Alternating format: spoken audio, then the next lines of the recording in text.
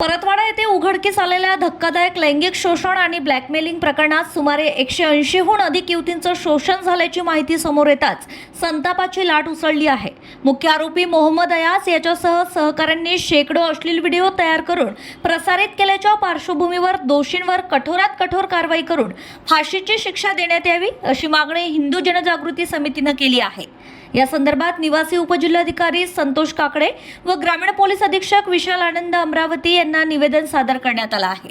निवेदनात नमूद करण्यात आलंय की आरोपीने युवतींना प्रेमाच्या जाळ्यात ओढून त्यांचं लैंगिक शोषण केलं व त्याचे चित्रीकरण करून ब्लॅकमेलिंग केल्याचा प्रकार अत्यंत गंभीर असून हा केवळ वैयक्तिक गुन्हा नसून संघटित गुन्हेगारीचा भाग असण्याची शक्यता आहे। त्यामुळे या प्रकरणात महाराष्ट्र संघटित गुन्हेगारी नियंत्रण कायदा तसेच अल्पवयीन मुलींचा समावेश असल्यास पोक्सो कायद्याअंतर्गत कठोर कारवाई करण्याची मागणी करण्यात आली आहे। याशिवाय पोलिसांच्या भूमिकेवरही प्रश्नचिन्ह उपस्थित करण्यात आलंय।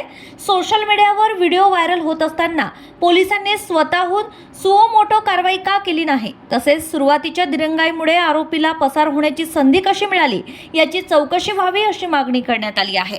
पुरावे पाहण्यास टाळाटाळ केल्याच्या कथित प्रकारावरही आक्षेप नोंदवण्यात आलाय। या प्रकरणाचा तपास निष्पक्ष व जलद व्हावा यासाठी विशेष तपास पथक हे नेमण्याची आणि खटला फास्ट ट्रॅक न्यायालयात चालवण्याची मागणीही करण्यात आली आहे। तसेच सायबर गुन्हेगारीच्या अनुषंगाने व्हायरल झालेले सर्व व्हिडिओ तात्काळ हटवून ते प्रसारित करणाऱ्यांवरही कठोर कारवाई करण्याचे आवाहन करण्यात आलं आहे। पीडित युवतींची ओळख गुप्त ठेवून त्यांना संपूर्ण संरक्षण द्यावं आणि त्यांचा विश्वास पुनर्स्थापित करण्यासाठी प्रशासनाने ठोस पावले उचलावीत असंही निवेदनात नमूद करण्यात आलं आहे। दरम्यान या प्रकरणात दोषींवर कठोर कारवाई न झाल्यास तीव्र जन आंदोलन छेडण्यात येईल असा इशाराही हिंदू जनजागृती समितीने दिला आहे। परतवाडा शहरात जो गंभीर विषय झाला, मोहम्मद अयाज मोहम्मद तन्वीर नावाच्या एका युवकाने अल्पवयीन 180 मुलींचे लैंगिक व्हिडिओज त्याने व्हायरल केले आणि त्याच्यानंतर त्यांना ब्लॅकमेलसुद्धा करण्यात आलं। याबद्दलचं तीव्र निषेधासाठी आज आम्ही हिंदू जनजागृती समितीकडून आम्ही सगळ्यांनी सरांना निवेदन दिलेलं आहे की त्याच्यावर कडक कारवाई तर करण्यात यावी, कारण त्याला पकडण्यात तर आलेलं आहे, पण कुठेतरी त्याच्यावर SITची टीम स्थापित करून त्याच्या कठोरात कठोर शिक्षा, फाशीची शिक्षा त्याला अशा नराधमाला देण्यात यावी। आणि या बाबतीत आम्ही बरेचसे सरांना काही आमचे पॉईंट सांगितले।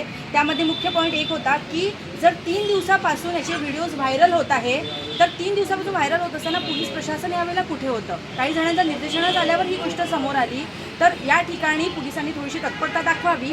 अशीच घटना नाशिक इथे सुद्धा TCS सारख्या ज्या कंपन्या आहे मोठ्या मोठ्या, इथे सुद्धा हिंदू मुलींवर असाच प्रकारचा छळ केला जात आहे, जो छळ लपलेला आहे। तिथे त्यांना गोमांस खाणं, त्यानंतर त्यांना लैंगिक अत्याचार, ह्या सगळ्या गोष्टींची बंदी त्यांच्या ठिकाणी होत आहे। तर या ठिकाणावर सुद्धा लक्ष देण्यात यावं आणि कठोरात कठोर शिक्षा अशा नराधमास देण्यात यावी।